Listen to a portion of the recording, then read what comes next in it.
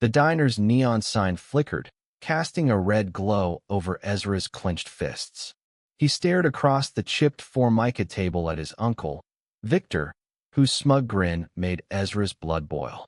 This wasn't just a family dinner. It was a battlefield, and Ezra was done playing nice. Ezra Martinez had grown up in the shadow of Whispers. Adopted at 12 by Daniel Harper, a quiet mechanic with a heart bigger than his bank account, Ezra knew love in the creak of their old porch swing and the smell of motor oil on Daniel's hands. But love didn't pay the bills. Victor and his wife, Lorraine, had been bleeding dry for years. The betrayal cut deeper than Ezra could have imagined. His own flesh and blood, his dad's brother, siphoning Daniel's savings under the guise of family loans that never came back. Tonight, in this small-town Ohio diner, Ezra would draw the line. "Dad, you don't owe them anything," Ezra said, his voice low but steady, eyes locked on Victor. Daniel, slumped beside him, looked like a man carrying a decade of guilt. His hands, calloused from years at the garage, trembled as he gripped his coffee mug. Victor leaned back, his chair creaking. "Oh, kid, don't get dramatic. We're family. We help each other out." His tone was syrupy, but his eyes were cold, calculating. Lorraine, sitting beside him, adjusted her pearl necklace, her lips pursed as if Ezra's words were a bad taste. "Help." Ezra's laugh was sharp, cutting through the diner's hum. "You've been helping yourselves to Dad's money for years. The loans for your business, the car, the vacation house, none of it's been paid back. You think I don't know?" The diner went quiet, forks pausing midair. The waitress, Jenny, hovered by the counter, her eyes darting between them. This was Millfield, Ohio. Secrets didn't stay buried long. Daniel's voice cracked. "Ezra, let's not do this here." "No, Dad. We're doing this now." Ezra's heart pounded, but he wouldn't back down. He'd spent years watching Daniel shrink under Victor's demands, signing checks he couldn't afford, all because family comes first. Ezra had been too young to understand then, but at 22, he saw it clearly. Victor and Lorraine weren't family, they were vultures. It started when Ezra was 13, overhearing Victor's late-night requests at their kitchen table.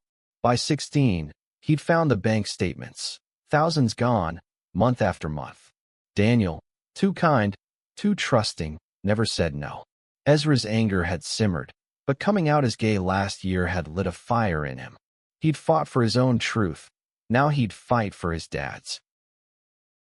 "Ezra, you're out of line." Lorraine snapped, her voice like a whip. "This is between adults." "Then act like one," Ezra shot back. "You've manipulated Dad for years, guilt-tripping him into thinking he owes you. He doesn't." Victor's grin faded. "Careful, boy. You don't know what you're stirring up." Ezra leaned forward, his voice ablaze. "I know exactly what I'm stirring up, and I'm not a kid anymore." The air crackled with tension. Daniel's hand found Ezra's under the table, a quiet plea for calm, but Ezra felt something else in that touch, strength buried deep. His dad was still in there, the man who'd chosen to raise a scared foster kid as his own. Ezra's mind flashed to last summer, when he'd met Jamie, the barista at Millfield's only coffee shop. Jamie, with his crooked smile and paint-splattered jeans, had been the first person Ezra told about his plan to confront Victor. They'd sat on the hood of Ezra's beat-up Chevy, the stars above them endless, and Jamie had said, "You're not just fighting for your dad. You're fighting for you." That night, Ezra had kissed him, heart racing, knowing love wasn't just a feeling. It was a reason to stand up. Back in the diner, Victor's voice cut through. "You think you can play hero? You've got no proof." Ezra's lips curled.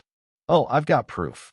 He'd spent months digging, bank records, emails, even Victor's shady business filings. He wasn't just angry, he was prepared.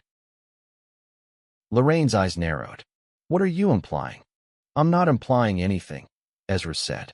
"I'm saying you've been stealing from Dad, and I'm going to prove it."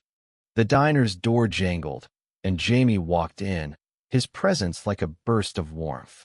He caught Ezra's eye, giving a small nod. Ezra's resolve hardened. This wasn't just about money. It was about reclaiming his dad's dignity, their family, their future. "Ezra," Daniel whispered, his voice thick. "I don't want you getting hurt." Ezra squeezed his dad's hand. "I'm not the one who's going to get hurt, Dad." His uncle and aunt financially abused his dad for years, but the gay adopted son finally fought back. Part 2. The next morning, Ezra sat at the kitchen table, papers strewn like a war map. Bank statements, loan agreements, and Victor's forged signatures stared back at him. Each document was a wound, proof of years Daniel had been bled dry. Ezra's coffee had gone cold, but his determination burned hotter than ever. Jamie slid into the chair beside him, his hand brushing Ezra's. "You sure about this?" he asked, his voice soft but steady. "Once you go after them, there's no going back." Ezra nodded, his jaw tight. "I'm sure. Dad's given up too much. I won't let them take more." Daniel shuffled in, his eyes heavy with exhaustion. "Ezra, I should have stopped this years ago. I thought I was helping Victor, keeping the family together." Ezra's chest ached. "You were being family, Dad. They took advantage of that. But we're fixing it now." The plan was simple but daunting. Gather enough evidence to confront Victor legally. Ezra had spent months tracking down records, calling banks, even talking to Victor's former business partners. The picture was grim. Victor and Lorraine had funneled Daniel's money into their failing real estate ventures, masking it as loans with no intention of repayment. Worse, they'd used Daniel's name on shady deals, tying him to debts he didn't even know about. Ezra's phone buzzed. A text from Jenny, the diner waitress, heard Victor talking at the gas station. He spooked. "Be careful." Ezra's gut twisted. Victor wasn't just a bully. He was dangerous when cornered. "We need to move fast," Ezra said, looking at Jamie. "If Victor knows I'm digging, he'll cover his tracks." Jamie's eyes sparked with defiance. "Then let's not give him time." They drove to the county courthouse, Ezra clutching a folder of evidence. The clerk, a kind woman named Marla, raised an eyebrow as Ezra explained. "You're saying your uncle defrauded your dad for years? That's a big accusation, hon." "It's not an accusation," Ezra said, sliding the folder across. "It's the truth." Marla flipped through the pages, her expression darkening. This is serious. You'll need a lawyer." Ezra's heart sank. A lawyer meant money they didn't have. Daniel's garage barely kept them afloat, especially after Victor's borrowing. But Marla's next words gave him hope. "There's a legal aid office in Columbus. They help cases like this. I'll get you their number." Back home, Ezra found Daniel in the garage, hunched over an old Ford. "Dad," he said softly, "we're going to Columbus tomorrow. Legal aid. We're fighting this." Daniel's wrench stilled. "Ezra, I don't know if I can do this. Victor's my brother. And you're my dad," Ezra said fiercely. "You took me in when no one else would. You gave me a home, a family. I'm not letting them destroy that." Daniel's eyes glistened, and for the first time in years, Ezra saw a spark of the man who'd taught him to change a tire, to laugh through pain, to love without fear. "Okay," Daniel whispered. "Okay." That night, Ezra and Jamie sat on the porch, the air thick with summer heat. Jamie's hand found Ezra's, their fingers intertwining. "You're doing something incredible," Jamie said.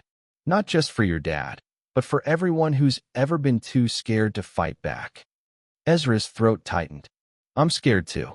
But I look at Dad, and I think, what if I don't try? What if I let them win?" "You won't," Jamie said, his voice a promise. "We won't." His uncle and aunt financially abused his dad for years, but the gay adopted son finally fought back. Part 3. Columbus was a blur of glass buildings and crowded streets, a far cry from Millfield's quiet fields. Ezra and Daniel sat in the legal aid office, facing a lawyer named Priya, whose sharp eyes softened as she read their file. "This is fraud, plain and simple," she said. "But it's not just about money. It's about intent. We need to prove Victor and Lorraine knowingly exploited your dad. Ezra nodded, his hands gripping the chair. They knew exactly what they were doing. Priya outlined the plan: file a civil suit for fraud and restitution. If the evidence held, they could freeze Victor's assets and demand repayment. But the process would be brutal: court hearings, depositions, and Victor's inevitable counterattacks. Ezra glanced at Daniel, who looked smaller in the sterile office, and vowed to see this through. Back in Millfield, word spread fast. By evening, neighbors were whispering about the Harper family drama. Some supported Ezra, others called him ungrateful. Victor played the victim, spinning tales of Daniel's reckless spending at the local bar. Lorraine, meanwhile, cornered Ezra at the grocery store, her voice dripping venom. "You're tearing this family apart," she hissed. "You'll regret this." Ezra's heart raced, but he held her gaze.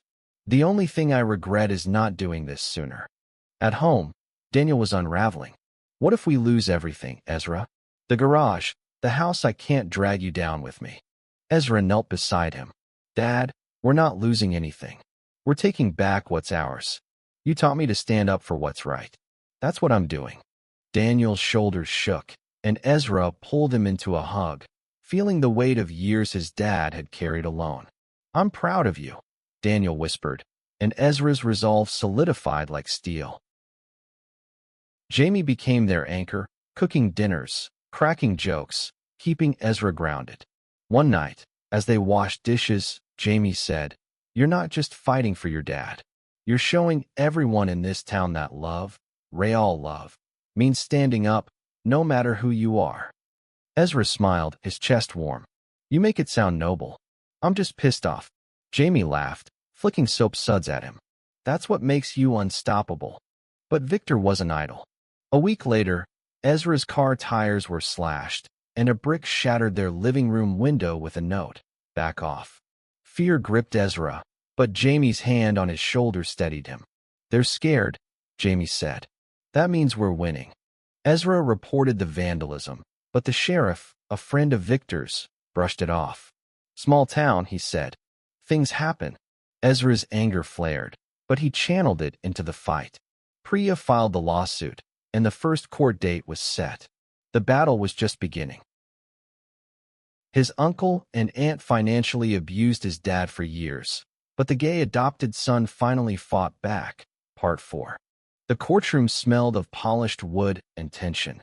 Ezra sat beside Daniel, his suit borrowed from Jamie's dad, feeling like a kid playing dress-up.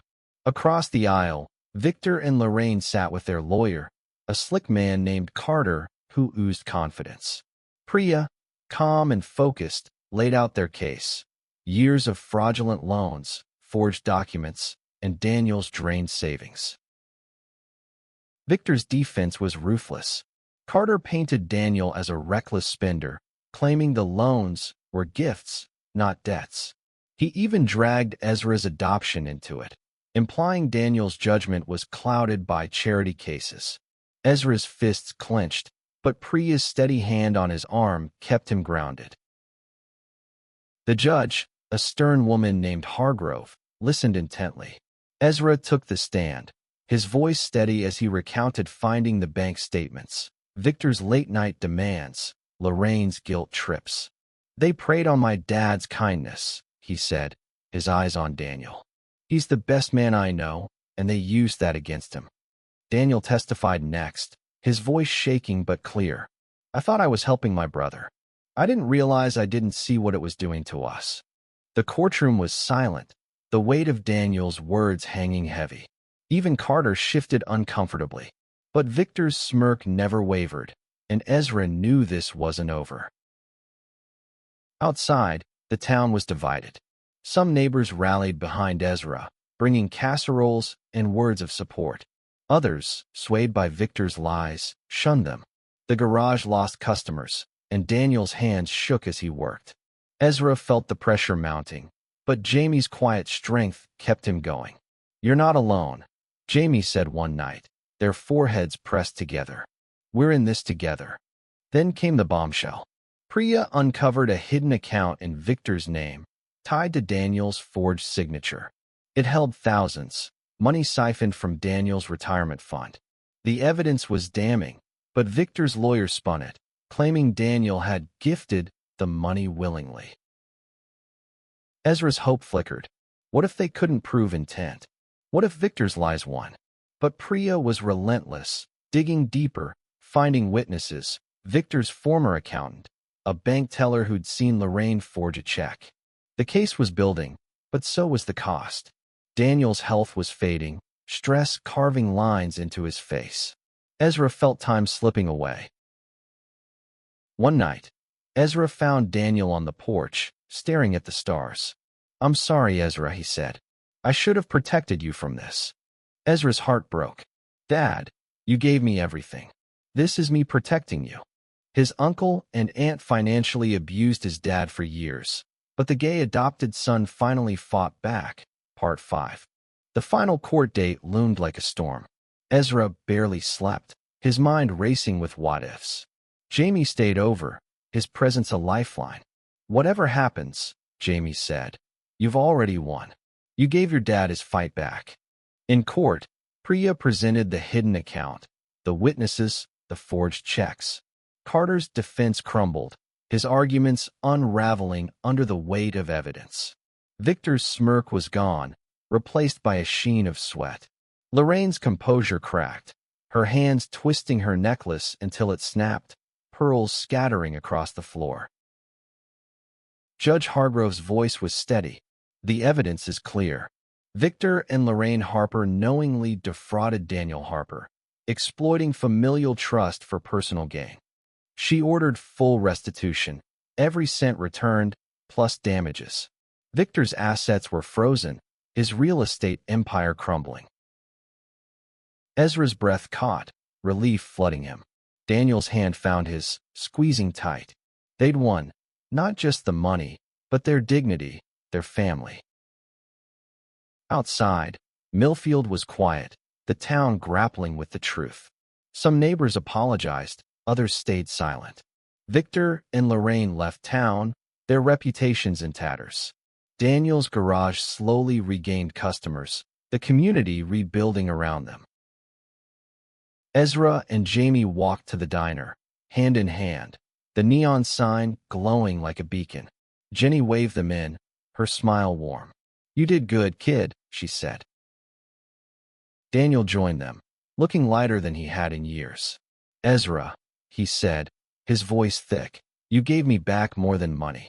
You gave me hope." Ezra's eyes stung. "You gave me a home, Dad. This was my turn."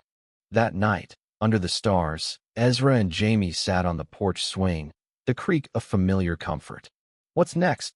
Jamie asked, his smile soft. Ezra leaned into him, the weight of the fight lifting.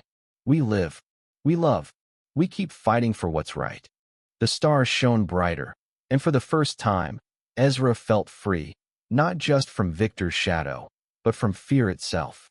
Love, he realized, wasn't just a feeling. It was a rebellion, a stand, a promise to protect the ones who mattered most. And he'd keep that promise, always.